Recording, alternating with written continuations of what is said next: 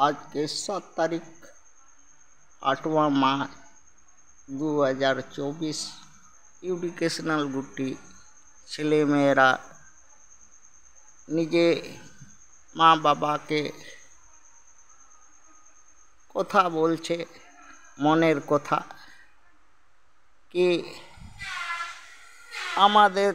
भारतवर्षे देशेर मध्य छात्र युवक नागरिक मजदूर कृषक तपशिली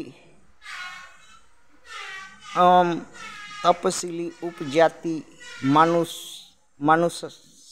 মানুষারা সবাই হয়ে গেছে নপুংসক হিজড়া আমরা পারি না সেই জন্যে ভাইরা যদি পারো भारत सरकारे तख्ता पलट करो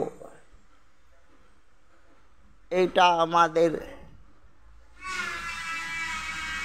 काछे ऋण थाकबे।